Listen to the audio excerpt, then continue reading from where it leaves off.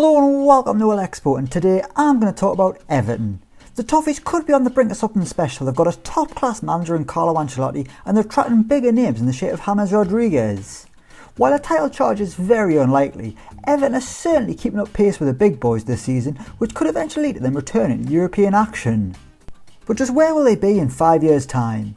My name's James and this is Everton in 2026 according to Football Manager 2021. Okay, there's no easy way of saying this. Everton didn't make it into Europe in the end. In fact, they're not even a Premier League club anymore. Everton were relegated in 2023, finishing with 32 points, 3 points adrift of safety to send them down to the Championship. And that's where they've been ever since.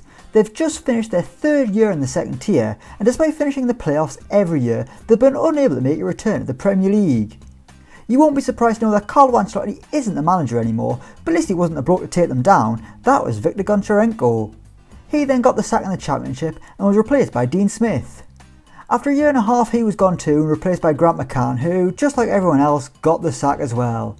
Now Everton have got Ian Holloway, a far cry from the Champions League winning boss they started with. In 2026 they didn't even make the playoff final, losing to Watford in the semis to resign Everton to a fourth straight year of Championship football. The second leg was a 2-1 defeat to hand Watford, a 3-1 win on aggregate, so let's take a look at the starting 11 from that game and see who else is in the squad. In goals, Marek Rodak. After 1 year in the Championship, Jordan Pickford was on the move, even if some people think that's probably about his level.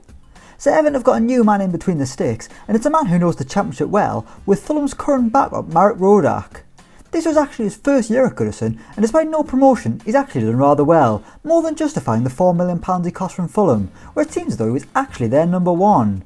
Either way, Fulham are a top flight club, and Rodak is set for another year in the Championship with the Toffees.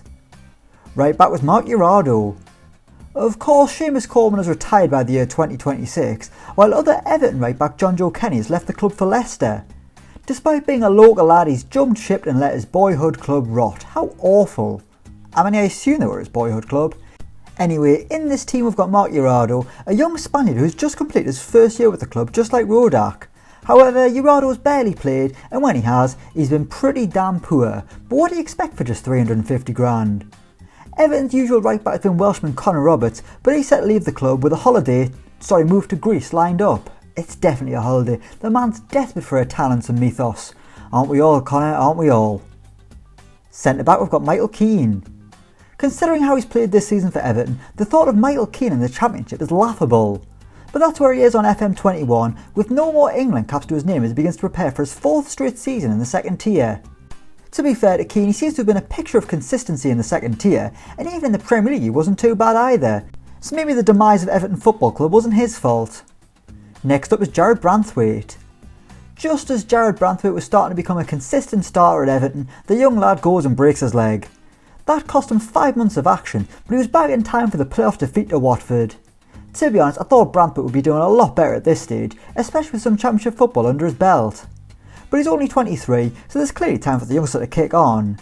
Although Everton's usual first choice centre-back is Nathan Wood, a man who cost £32.5 million for Middlesbrough 2 years ago. I mean, that's ridiculous. The bloke's been fairly average, and spending that kind of money in the Championship just reeks of stupidity. Left back was Guilherme Arana. Of course, there's no more Luca Dean, so Everton have got a Brazilian at left back in the shape of Guilherme Arana. The 29-year-old has done okay in the second tier and got 4 assists en route to a 5th place finish. Sadly, he's not quite as good as the Frenchman who is now earning 150 grand a week at Juventus, but more on them another time. Holding midfield was Nicola Morrow. Sitting in front of the defence we've got a Croatian midfielder and a man who was drafted in January for £6.5 million. No idea why, but he's barely played, but when he has, he's actually been excellent. However, Everton's usual shield in front of the back four is Yuri Shooten, a Dutchman who is actually the Everton skipper nowadays. He might not be for much longer though, as he's a target for Serie A outfit Fiorentina. It'll be a big blow if he does go, as his numbers have been excellent despite playing so deep, but with a value of £23 million, Everton should be able to get a huge fee for him, and they need all the money they can after spunking £32 million on Nathan Wood. I'm still not over that. Centre mid was Jamie Shackleton.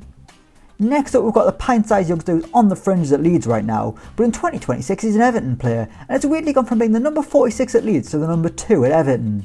But whatever, Shackleton cost £7.5 million and has been a source of goals in the second tier, But when you look at his averages compared to his goal contributions, it's clear that he's an inconsistent performer. And when it comes to the Premier League, he's clearly not up to it. Everton have also got Joe Willock from Arsenal, a lad who I just can't make my mind up on. Arsenal fans, is he any good or not? Let me know in the comments below. Next we've got Ross Barkley.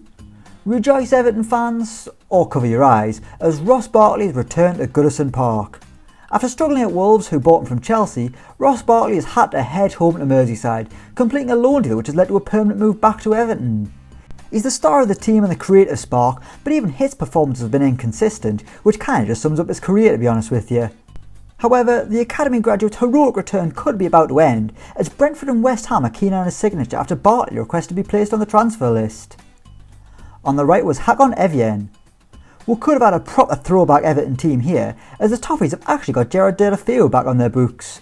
The Spaniard returned to Goodison ahead of their final season in the Premier League, but now he's headed out on loan, seemingly sick of playing second-rate football, which is kind of understandable for a bloke who came through the Barcelona academy. So instead on the right we've got a Norwegian international. No, it's not Erling Haaland or Martin Odegaard, it's Hakan Evjen. You know, Hakan Evjen. Come on, you must know Hakan Evjen. Everyone knows Hakan Evjen. Well, whether you know him or not, he's doing well for Everton and is actually one of their better players after his £10.75 million arrival from Brighton. Left wing is Jesse Lingard. Christ, there's some big names in this team. First we've got the next Gaza and Ross Barkley, and now it's England's brightest young prospect, Jesse Lingard. Honestly, I've got no sympathy for Everton here. Jesse Lingard can be a decent player, but the fact they spent £18 million on him while they were in the Championship is just reckless. It's as if they've given a child the chequebook and just let him wreak havoc. Okay, Lingard's arrival hasn't been that bad, but he's hardly tearing it up in the Championship, although he has just had his best season so far with 7 league goals, his best tally since 2018. And up front is João Pedro. While the majority of the team is quite underwhelming, Everton have at least got someone who's half decent leading the line.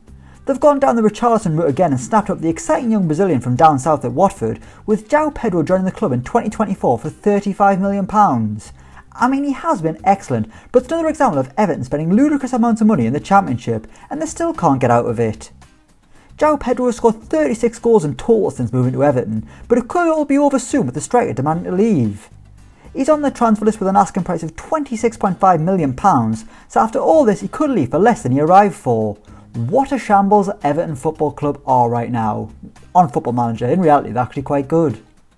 So there we have it, there's Everton in 2026 according to Football Manager 21. Let me know what you think in the comments down below. As always, don't forget to like, share and subscribe to Elecspo, and until next time we will see you around.